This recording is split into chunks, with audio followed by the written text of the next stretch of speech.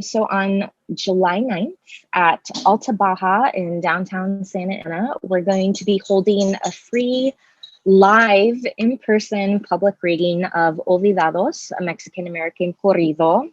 And what this is an opportunity for us to share the first phase of development of this play with live audience. And to get their feedback. So what folks are going to be seeing is a script in hand reading of the Olvidados, a Mexican American Corrido with live music. So if you come to the reading, you'll get to hear the whole play read. We have an amazing ensemble, 4 actresses who are going to be reading the 4 different parts. They all are beautiful singers. So you'll get to hear this play read for the first time. You'll get to hear the corridos sung, and you'll get to hear some live music. Hi, my name is Elisa Gonzales. If you want to learn more about my new play and its public reading happening on July 9th, listen to this conversation. So Olvidados, a Mexican American Corrido, is inspired by my family's own story. So in 1931, my grandmother, Sara Gonzales, she was 8 years old, an American citizen. She was born in San Pedro, California. There was a huge repatriation effort happening in the United States. Local city agencies were trying to essentially find a scapegoat for what was happening with the Great Depression. There was a campaign saying that Mexicans were taking jobs away from real Americans, that they were taking up space on relief rolls. So there was an effort to deport and manipulate Mexicans and Mexican Americans into leaving the country. My great grandmother Paula was a Mexican national, and they repatriated to Mexico in 1931. And so the story is very much inspired by my own family story. And I really felt the need to tell this story 2 years ago. Right before my grandmother, we called her Sally.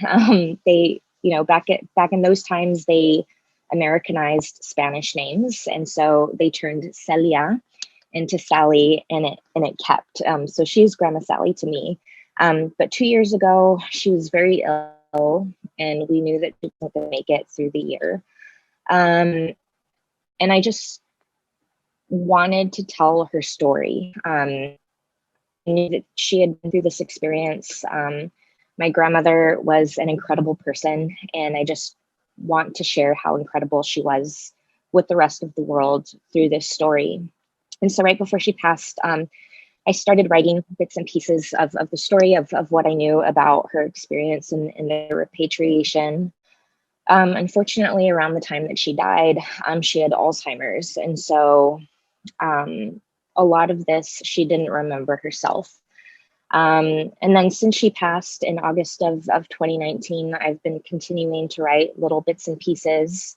And then COVID sort of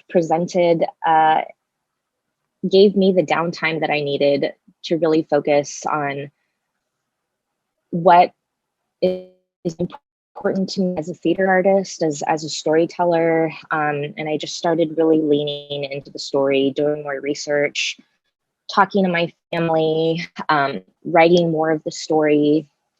And then just what has been happening politically in this country with the immigration crisis at the border, the way that we've seen these horrible family separation policies. I mean, the repatriation and what's happening now, that is history repeating itself. We're not learning anything. In 1931, there was this whole this whole environment of mongering and racism against Mexicans, and that hasn't stopped.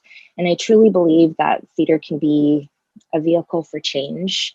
We can share stories that haven't been told. This is a part of history that's not taught in the school system.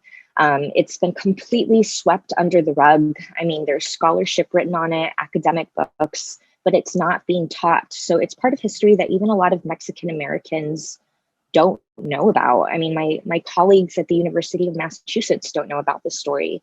You know, a lot of people have attempted to write it, but I just think it's you know, not only to tell my family's story, but to share this really important part of American history that just isn't included in the mainstream narrative. Olvidados, a Mexican American Corrido, centers on the story of my grandmother, Celia Gonzales, as an 8-year-old American child, and my great-grandmother, Paula Valdivia, who were both repatriated to Jalisco, Mexico in 1931. And the play sort of follows the journey.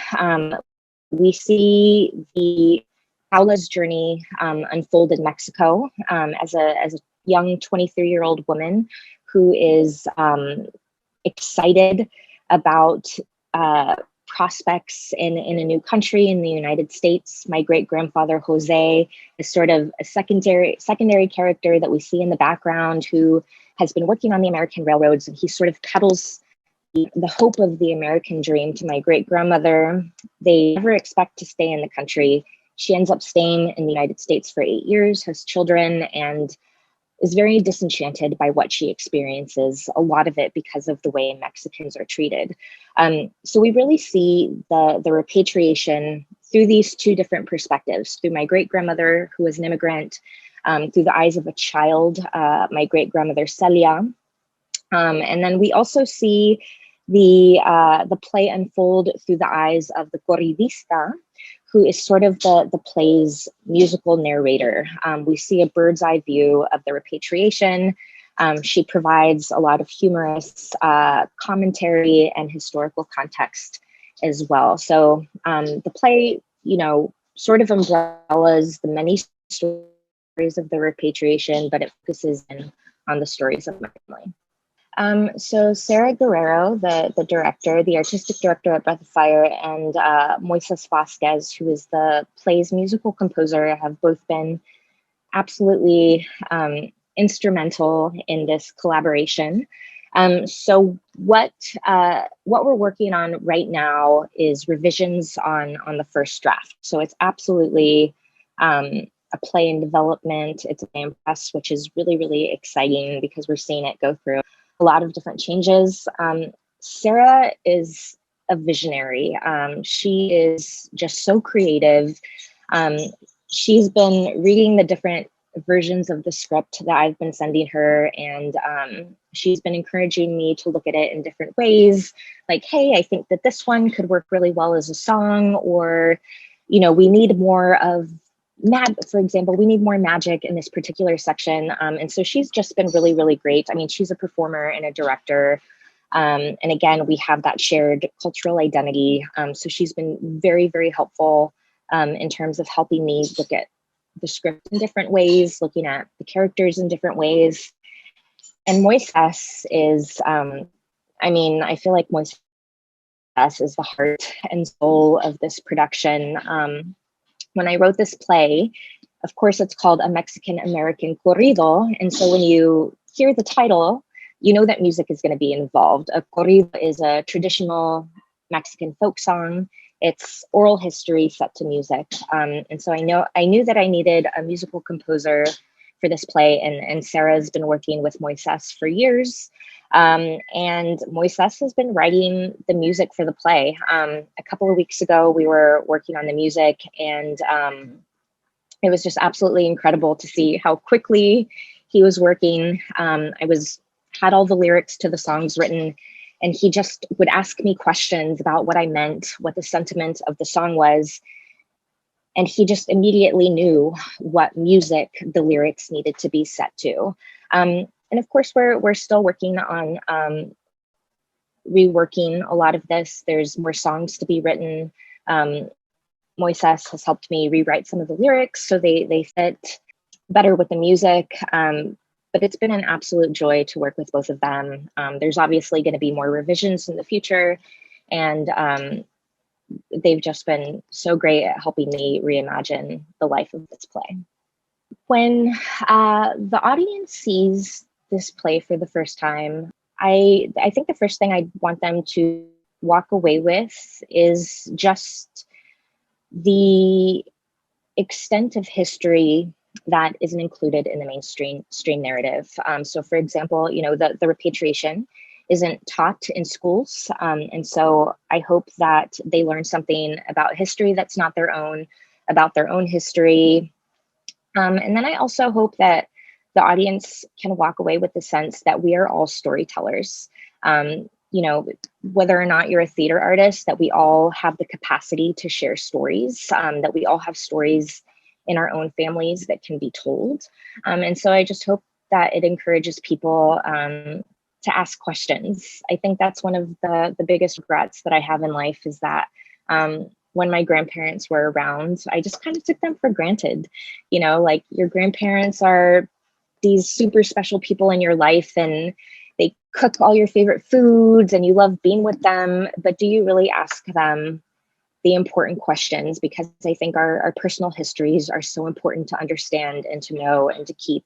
And so I really, really wish that I had asked my grandparents more questions when they were around, because I think their stories are absolutely part of American history. They deserve to be told and shared. And so I hope that the audience walks away with maybe a sense of urgency. Like, I should be asking my family members questions. I should be finding a way to write these stories down, to record them, to find pictures. I mean, whatever it is, there's so many different ways of telling stories. And so I hope that the audience members are inspired to ask those questions and to share stories. People should attend the public reading of Olvidados, Mexican American Corrido, because first of all, Breath of Fire is an absolutely amazing organization. And I think, it's a free reading, but now is the time to really come out and support these amazing, amazing theater companies that do amazing work for local communities, such as Breath of Fire. We've been over a year without live theater, without live performance. And so if you're able, if you're comfortable going out in public, now is the time to support these theater organizations. I think Olvidados is an amazing story to see if this is going to be your first theater experience. I think people should come out and support the work of the amazing actresses that are going to be playing these parts. They're all fantastic. They breathe so much life into the story. And as I've been saying, I just think this is a really important part of history to hear, to feel, to experience. And I really want to share these stories. My name is Elisa Gonzales. I'm the playwright of Olvidados, the Mexican American Corrido. Please come out on July 9th to Alta Baja in downtown Santa Ana to hear the live public reading of this play, to learn more about Breath of Fire and the development of Olvidados, a Mexican American Corrido. Please visit Breath of Fire's website. Thank you so much.